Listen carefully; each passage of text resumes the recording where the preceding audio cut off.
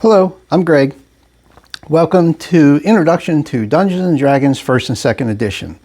What I'm going to go over tonight is your gaming area. There is no one rule that says you have to have a dedicated gaming area. You can use your kitchen, you can use family room, dining room, local comic book store that offers them, or a bookstore perhaps.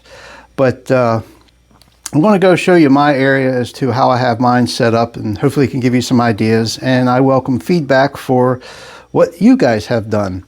Let me rotate the phone, so hold on. All right, this is my gaming table. This can easily fit 7 people comfortably if I'm not using figures. If I am using figures, I try to keep it to 4 or 5 players minimum. You definitely need the end of the table for the Dungeon Master. I set up my custom screen here so you can see. I have my dice rolling area. DMs can roll their dice out in front of the players or behind. I enjoy doing out front so they can see it when I roll 20s and I hurt them. But you want a good clean surface on the table. Nice and hard so the players can write things down, erase whatever they need to do. Rolling dice.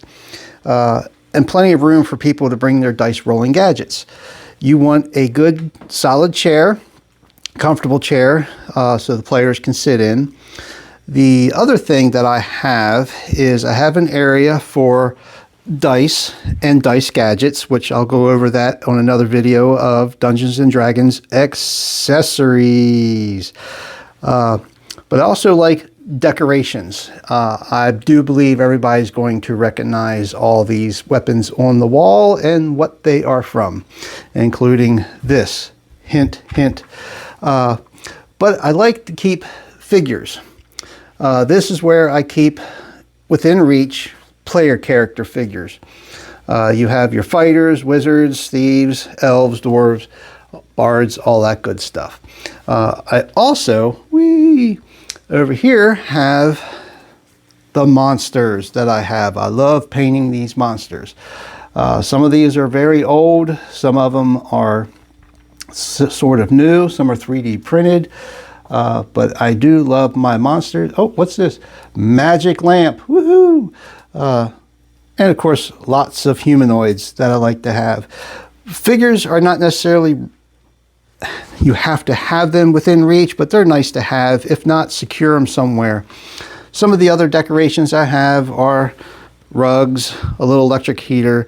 Oh, there's my chest of adventures from the past and the future adventures that are in there. I also like to decorate with old Grenadier boxes that I collect from time to time. The other thing that you need is not necessarily a dedicated area, but you want a good area where you can create your adventures if you are a DM. This is my little setup where I have my books, dice, cards, monster manuals, timers, and all that good stuff. I also have where I have my dragons, and some other figures have yet to be painted. Some of you might remember what that illustration is from. If so, make a comment below. But yeah, your gaming area should have easy access to the outside for people that are uncomfortable, or if you just need a fresh breath of air. If the weather's nice, I open the door, allow fresh air in. Again, I'm fortunate enough to have a dedicated area.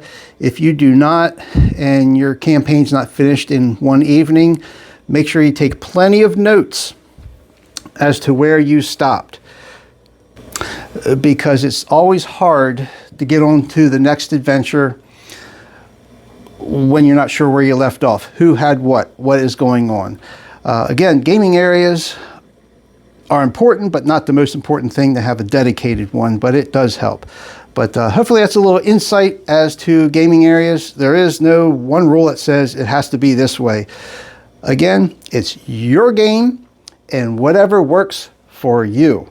Until then, I'll talk to you later. Again, visit tonesofahir.com for an excellent fantasy story. See ya.